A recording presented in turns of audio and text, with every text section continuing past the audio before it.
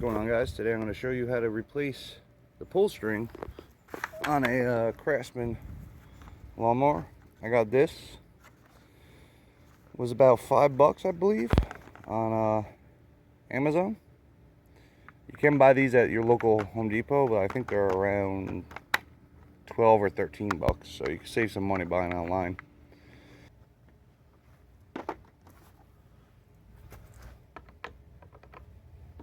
So these bolts on the side, there's one here and one here. These are, at least on my machine, a 5/16. So you're going to take this top one off first. You can actually leave that one on. And then there's a Phillips head screw here and a Phillips head screw here. We're going to take both of those out.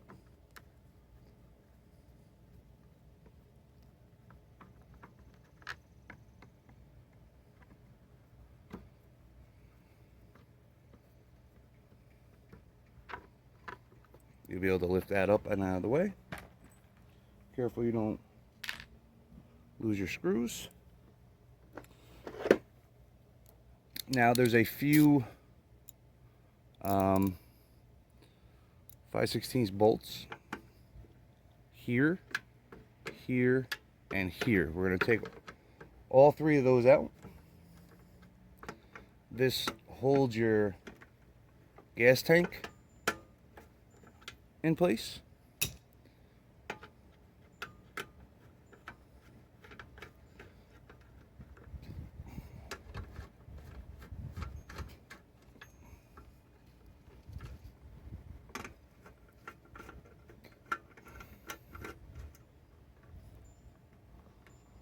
You take all three of those out, set them aside.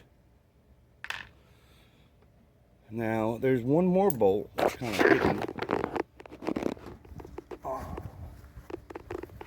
right under here. You see that bolt? You got to take that bolt out and you'll be able to move the gas tank out. So I'll do that now. And I believe that one is a 3/8. Yeah, it's a 3/8.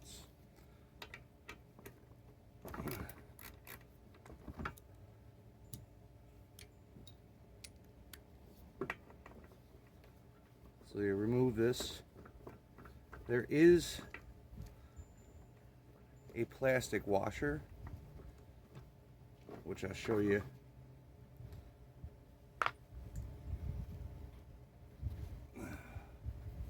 Sometimes there's a plastic washer. Mine doesn't have it. Mine actually has a piece of plastic.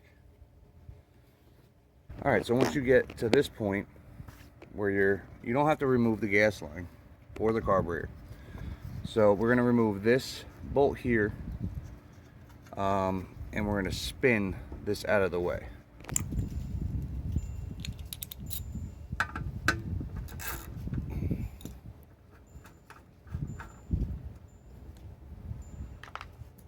So to spin it out of the way, you have to pull up on it just a little bit, and then you should be able to just turn it right out of the way like that.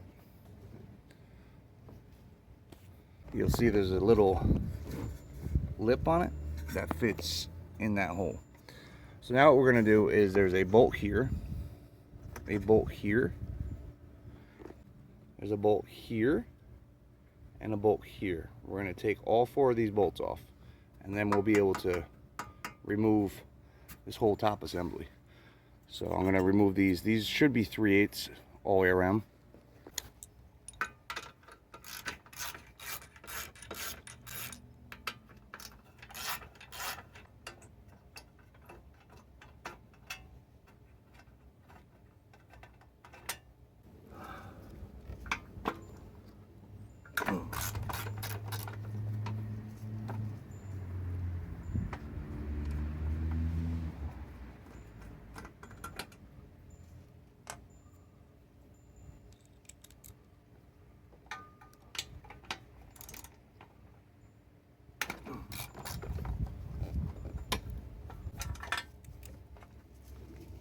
Now it should be noted that the bolts that you take out of the back are shorter than the ones that come from the front.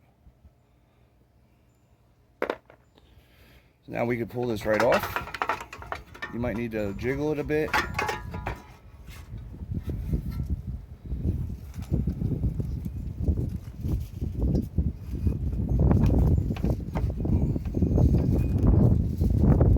This particular one ended up breaking on me. I think I do have a spare. So it looks like I'm gonna have to cut this all apart. Alright, I do have a spare motor here. It's a different style. This is an overhead or overhead valve. So hopefully I can use the coil that's in here. This one is also broke. I'm gonna take that apart and see if I can use that. Alright, so normally yours, most likely the thing wouldn't break like that. You can see the broken plastic right here. So I can't recoil this one. So what I'm doing is I'm drilling out the rivets and I'm gonna pop this plate off. I'm gonna drill these rivets out and put the plate on this. Normally you wouldn't have to do this, but mine ended up breaking. So that's what I'm gonna do now. I just drilled them. Now I'm just gonna hit them with a chisel and it'll pop out. All right, so I did manage to get this off and I just drilled it out with a regular old drill bit. I got this one off. Now, if yours isn't broken, you could skip this step to where I'm just rewinding the cord in. But for me, now I'm gonna put a little bit of paint on here, and then I have a rivet gun. You can get these at I believe I got this one at Walmart. They're cheap. We're just gonna rivet this back on, and there we go.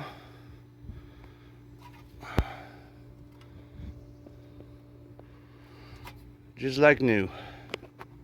All right, with it all apart, you can actually see, get a better look at what broke, which is the part that actually cords it around. And then this thing was actually melting, which holds these teeth in place. And supposed to get screwed onto there like that, but just popped right off. So that's junk. We have our rebuilt one. The handle that comes with these is a 2-finger style, like this. My lawnmower came with a better one. As you can see, it frayed right up. But this is a 3-finger. You can see it, you get a better grip with this one. So I'm going to be using this handle with the new rope. So I'll show you that now. Alright, so for me, the first thing I'm going to want to do is kind of get some tweezers in here and try and grab the rope and pull it through.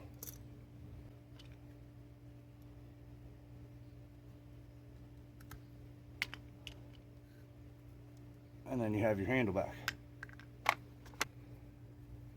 what we're going to do now is feed this up through, and then hopefully it might take a little finagling, but you can get it to start popping up. And I always double knot these. Put a knot there and a knot like that. And then just pull it back through. Give it a nice little tug. There you go. Alright, I'm going to do it inside so I can make sure you guys can see what I'm trying to do here. Basically the rope is in here, so I'm just going to try to fish it out of there.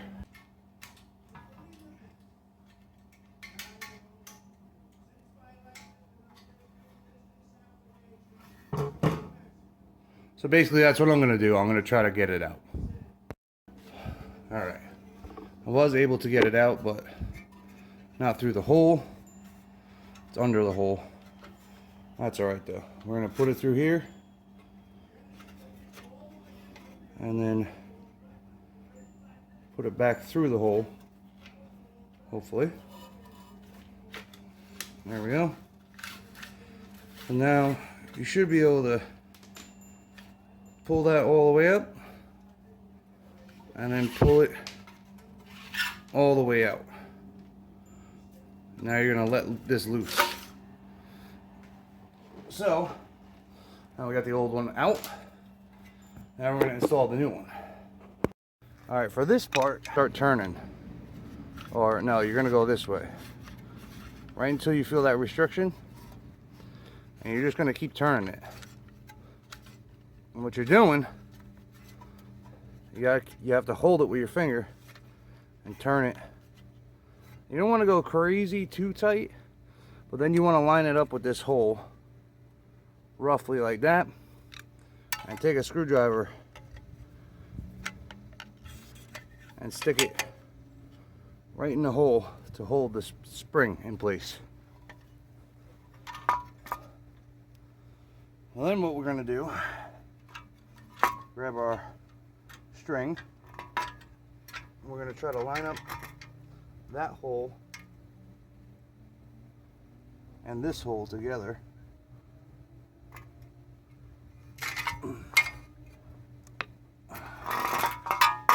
I'm just going to do it by hand.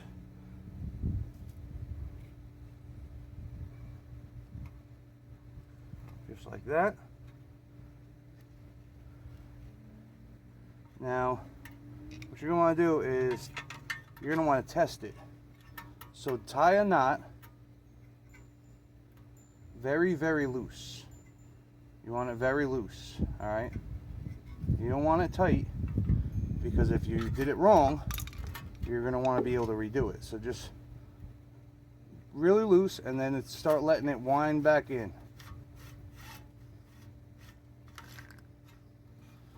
You see?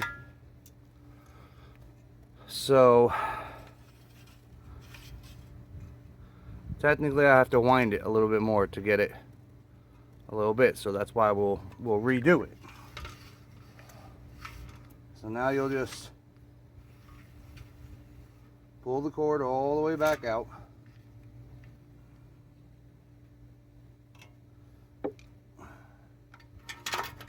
Put your stopper in there. And now we're going to untie this and pull it back out, because we have to wind it a little bit more. So we'll do like one more turn and then put it back in.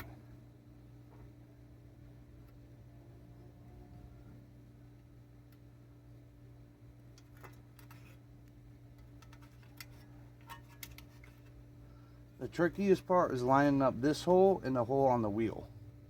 And once you get it, it should go right through pretty easy. And then you can use some pliers to pull it back up. So now I'm pretty sure I got it. So now I'm going to tie my double knot.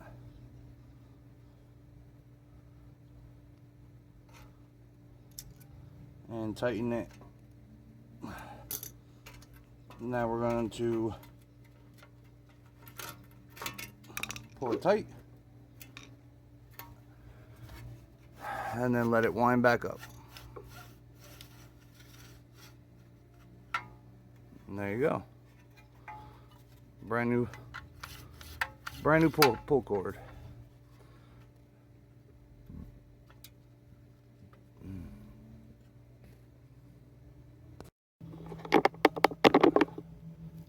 Alright, so what we'll do now is put our new cord back on. Make sure you got rid of any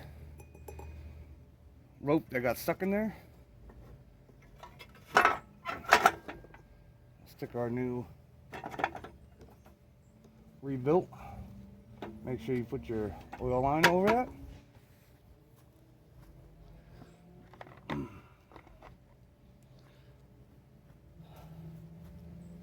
Now remember, the short bolts go in the back. We'll Put both these in.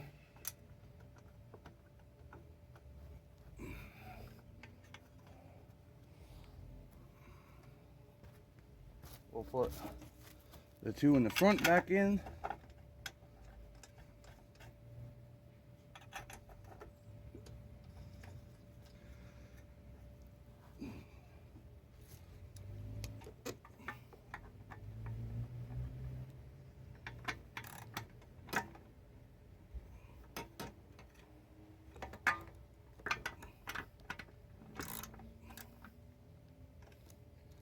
There you go. Make sure you grab your bolt for your dipstick. Screw that down.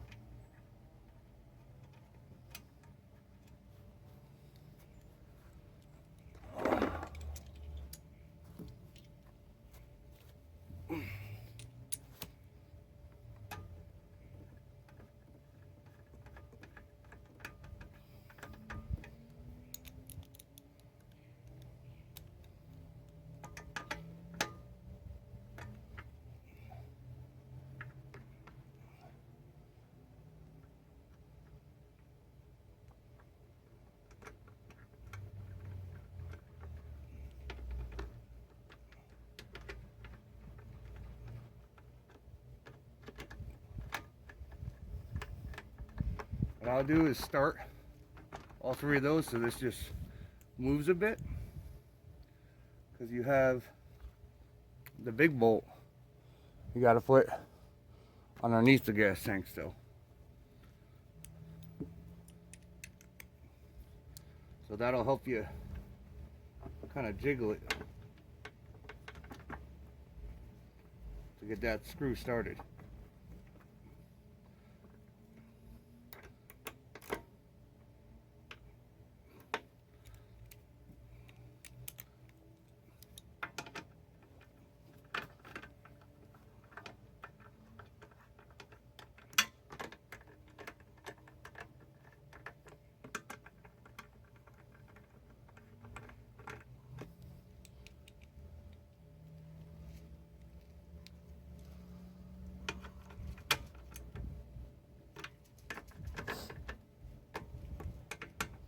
We have our cap or lid to put on. Make sure you put your pull string through it. Put the two screws back in.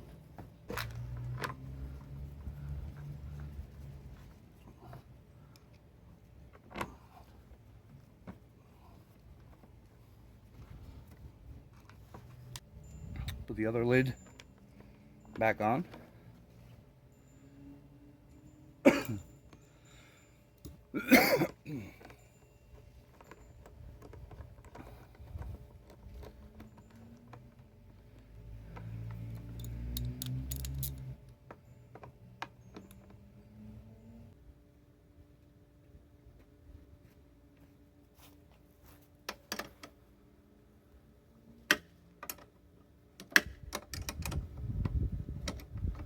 So you just want it kind of loose enough that you're going to be able to slip the string through. So what you'll do is you're going to push down the safety and slowly bring this up. And then I believe, oh, that's wrong. So if I go here, so I'd have to go this way, around it, I think. There we go.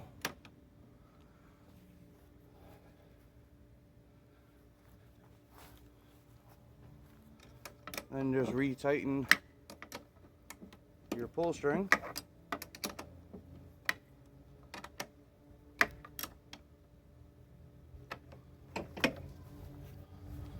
And there we go. Let's see if she'll start up now.